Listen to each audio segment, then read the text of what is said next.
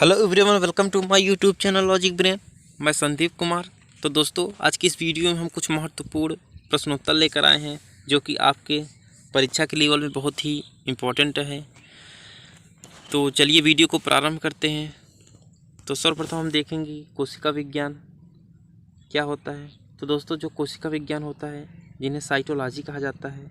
जी हाँ दोस्तों, कोशिका विज्ञान जिन्हें साइटोलॉजी कहा जाता है। साइटोलॉजी क्या होता है? तो कोशिका विज्ञान के अंतर्गत दोस्तों सूक्ष्म जीव या आणविक स्तर पर अध्ययन किया जाता है किसी भी जीव या पदार्थ का। तो दोस्तों चलिए वीडियो को प्रारंभ करते हैं। जो प्रथम हमारा क्वेश्चन है, जो हमारा फर्स्ट क्वेश्चन है, कोशिका क्या है? तो कोशिका, इसका आंसर, कोशिका जीवधारियों की संरचनात्मक एवं क्रियात्मक इकाई होती है। जो कोशिका होती है वो किसी भी जीव की संरचनात्मक एवं क्रियात्मक इकाई होती है। अब आपके मन में यह डाउट होगा कि सर, संरचनात्मक और क्रियात्मक इकाई कोशिका को क्यों कहा जाता है? तो चलिए एक्सप्लेन करते हैं।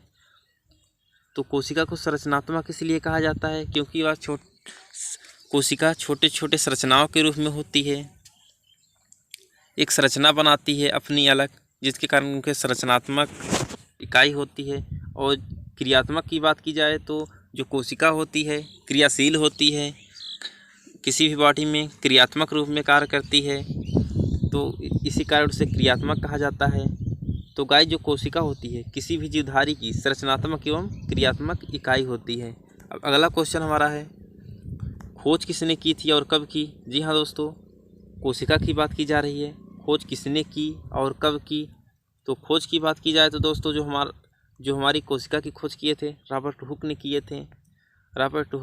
थे। सन की बात की जाए तो 1665 में, 1665 में रॉबर्ट हुक ने कोशिका की खोज की थी। अगला जो हमारा क्वेश्चन है, कोशिका का मुख्य भाग कौन सा है? जी हाँ दोस्तों, जो कोशिका का मुख्य भाग है, मुख्य सिरा है, कौन सा है? तो केंद्रक होता है, जिन्हें न्यूक्लियस कहते हैं।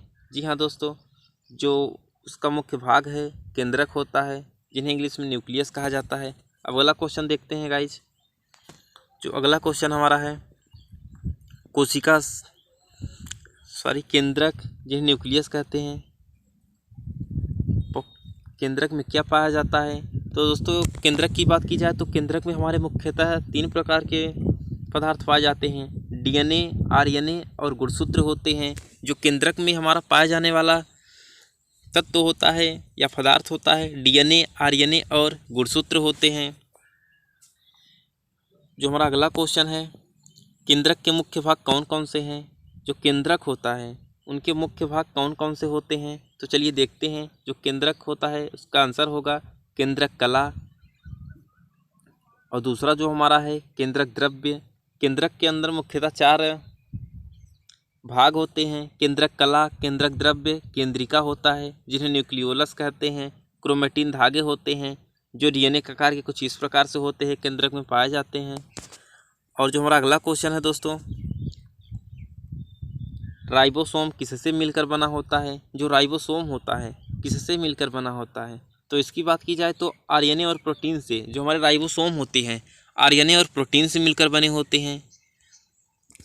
अगला क्वेश्चन देखते हैं। जो हमारा अगला क्वेश्चन है दोस्तों, माइटोकॉन्ड्रिया की खोज किसने की थी? जी हाँ गाइज, माइटोकॉन्ड्रिया की खोज किसने की थी? तो माइटोकॉन्ड्रिया की बात की जाए तो अल्टमान हमारे थे, वही माइटोकॉन्ड्रिया की खोज किए थे। अगला क्वेश्चन देखते हैं। जो अगला क्वेश्चन हमारा है, माइटोकॉन्ड्रिया को क्या कहा जाता है? तो माइटोकॉन्ड्रिया जो होती है power house of the cell, कोशिका का बिजली घर कहा जाता है माइटोकॉन्ड्रिया को, तो इसे पावर हाउस भी कहा जाता है। माइटोकॉन्ड्रिया को पावर हाउस कहा जाता है।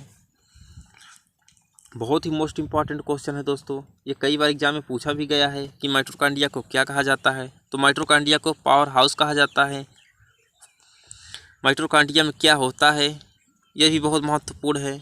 तो माइटोकॉन्ड्रिया में क्या होता है, श्वसनीय एंजाइम होते हैं, जो जिस प्रकार से किसी भी क्रिया को एक अच्छे प्रकार से क्रिया के फलस्वरूप अपनी अवस्था को चेंज करते रहते हैं, श्वसनीय एंजाइम होते हैं। और अगला क्वेश्चन जो हमारा दोस्तों है, सबसे छोटी कोशिका किसकी होती है? जी हाँ दोस्तों, स्मॉलेस्ट यूनिट सेल जो सबसे छोटी इकाई होती है कोशिका की किसकी होती है? तो सबसे छोटी कोशिका बात की जाए तो माइकोप्लाज्मा होती है। जी हाँ दोस्तों, जो सबसे छोटी कोशिका होती है माइकोप्लाज्मा होती है। अब अगला हमारा क्वेश्चन जो है, सबसे बड़ी कोशिका किसकी होती है? तो सबसे बड़ी कोशिका की बात की जाए तो जो शुतुरमुर्ग के बच्चे के अंडे होते हैं उसकी कोशिका सबसे छोटी होती है। शुतुरमुर्ग के पक्षी के अंडे की जो कोशिका होती है बहुत ही छोटी होती है, बड़ी होती है। अब अगला क्वेश्चन देखते हैं। जो अगला क्वेश्चन हमारा है, सबसे लंबी कोशिका तंत्रिका कौन सी है? जो सबसे लॉन्ग नर्वस होती है, लॉन्ग नर्वस सेल होती है, लंबी तंत्रिका कोशिका, तो हमारी न्यूरॉन होती है। जी हाँ दोस्तों, न्यूरॉन है जो लंबी तंत्रिका कोशिका है, जो न्यूरॉन है सबसे बड़ी होती हैं। अगला क्वेश्चन हमारा है, कोशिका भित्ति जिन्हें सेल वॉल कहते हैं। जी हाँ दोस्तों, जो कोशिका भित्ति होती है जिन्हें सेल वॉल कहते हैं किसमें पाई जाती है? तो कोशिका भित्ति जो हमारे प्लांट्स में पाई जाती हैं, पादप में पाई जाती हैं।